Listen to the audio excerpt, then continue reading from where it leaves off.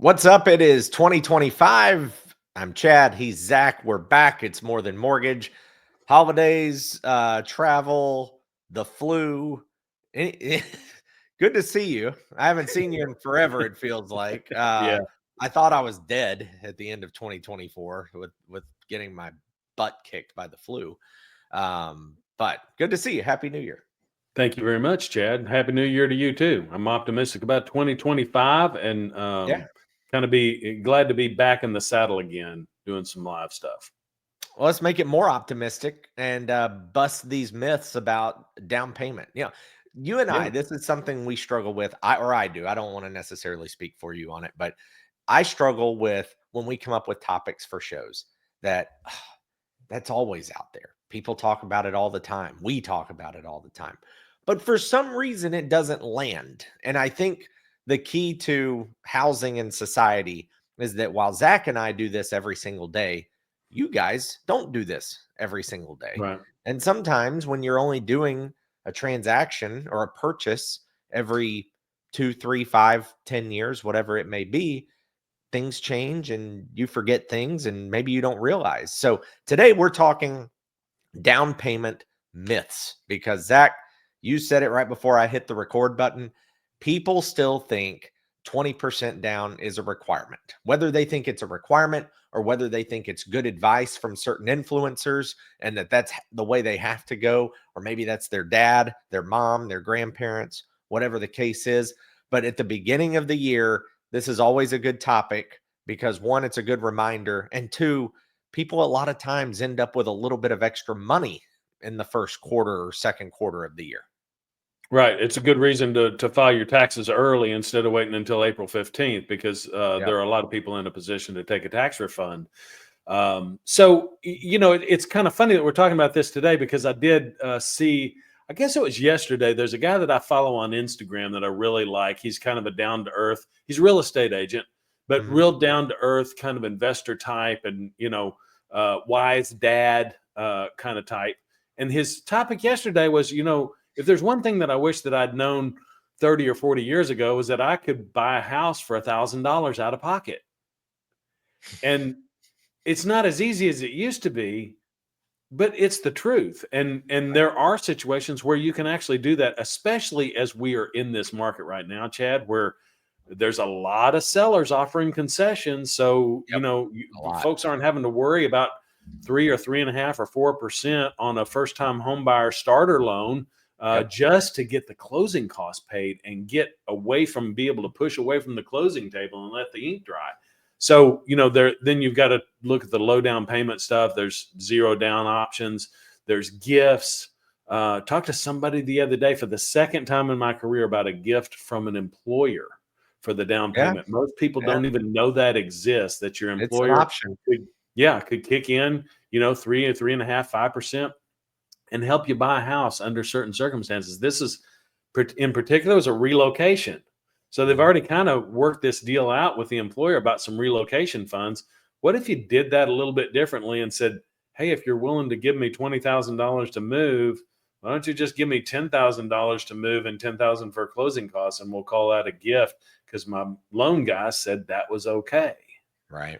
And so, as you were kind of introducing that, I really think that these are old myths that are perpetuated by, the guy on the radio that talks about budgeting all the time, that's famous for kind of beating people up. We won't mention his name. Or parents, or the idea that you've got to have mortgage insurance if you're less than 20% down. And I hope we covered mortgage insurance. I hope that our audience has at least viewed that video, that mortgage insurance is not the devil. In fact, it may be an angel in disguise in a lot of situations. Mortgage insurance should be, this is my soapbox. It should be the hot girl in high school that you're always calling and begging to go on a date with you. And the one that you call, and when she says she'll call you back, you sit by the phone for 3 hours waiting for it to ring. Like I think you're PMI. getting a little bit deep You're, into your personal issues here, yeah, Chad. I knew you were going there. PMI is the best thing that could happen to you. She always called It me really- back, though. She did. What are you trying to say? Zach, it's the obvious. I mean, look at me, look at you. I mean, I've never argued that. That's funny. Okay. Yeah. So PMI, man, it's just such a great tool. I told someone the other day, they were same thing, talking about down payment.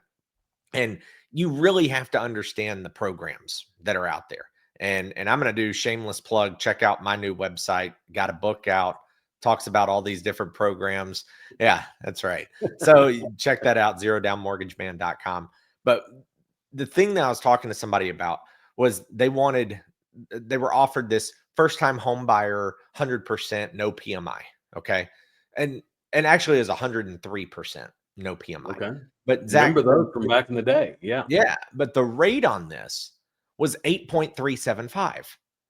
And so I was telling him, look, man, you're paying PMI and you're paying for this down payment because your rate is a point and a half higher than what it should be. Still That's paying why for it. Yeah. you're still paying for it. It's not free money. It's still being paid for. So if you can come up with the 3% or the 3.5% or the 5% down payment, then your rate improves significantly. And while you may have PMI, the new payment plus PMI is still cheaper than the 8.375. Yep. And you just really have to look at all these different options.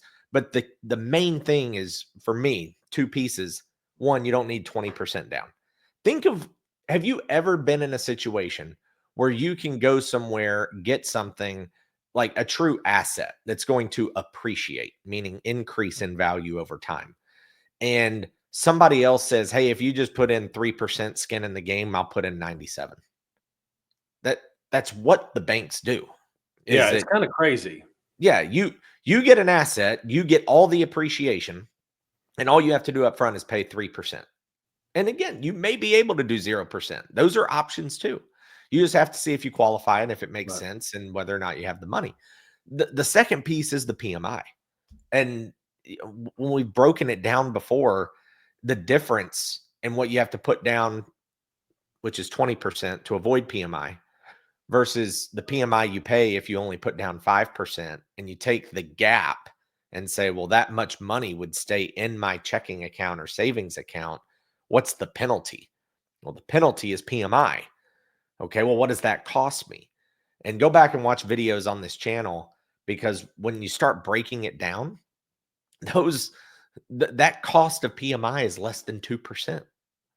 So where can you go borrow money for less than 2%? It's cheap, You can't. cheap. Yeah. You can't. You just can't. So again, these myth busters.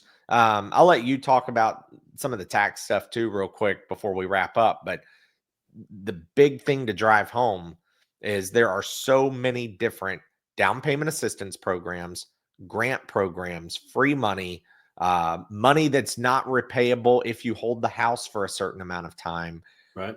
or just 3%, 3.5%. Get a gift, like Zach said, from your employer, get a gift from a relative, whatever the case may be. Doesn't have to be 20% though. And then Zach, of course, like I said, kind of let you dive in on taxes again for a quick second.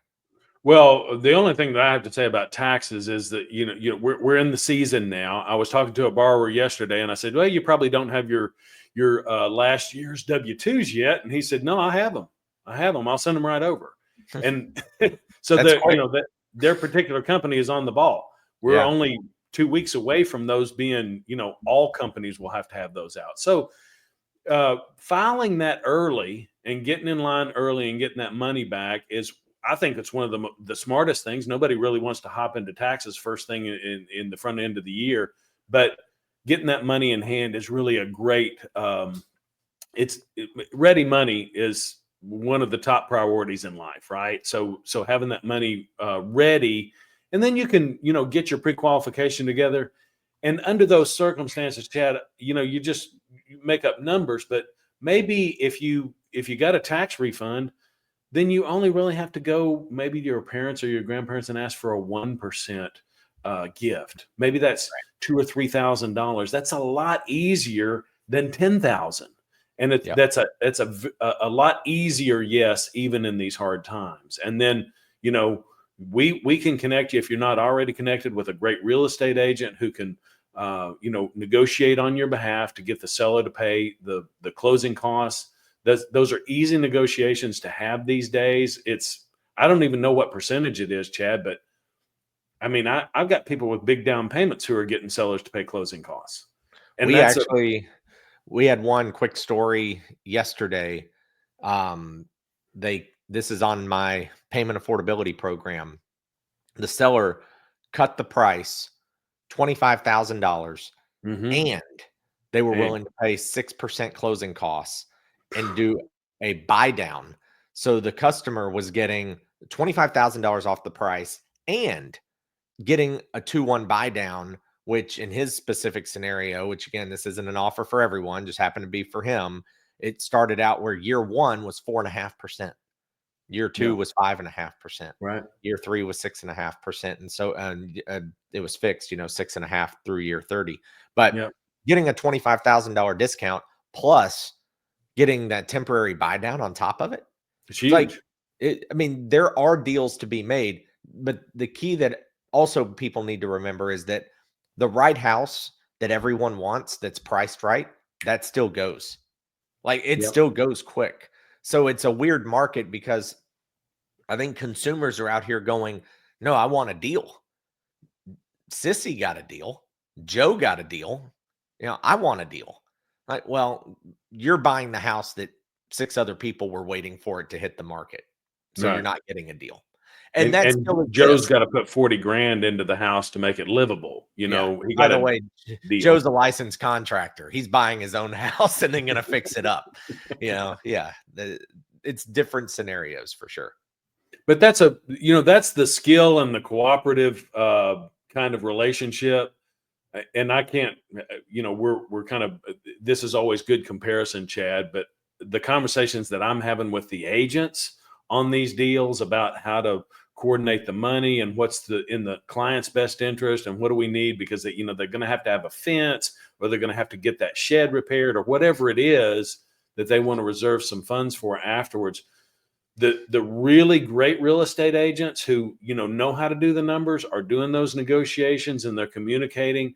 And it's especially important for the newer, maybe less experienced agents that don't have as many of these kind of buyer negotiations under their belt, to be in communication with the loan folks, just to make sure that we're putting the client in the very best scenario. And a lot of times it's just kind of shuffling the money around a little bit and moving it from one bucket to the next. But it can make a huge difference if I've got all the things that I need to make the house the way I want it within 30 days of moving into it, versus, putting a bigger down payment down, or trying to get the best price and then struggling around for 2 years to, get the roof put on and get the air conditioning fixed.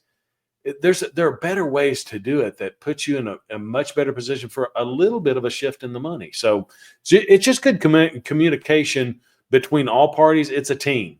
You got a buyer and you got a buyer's agent, you got a mortgage person. We're all working together as a team. 100%. Oh, all right. That'll do it.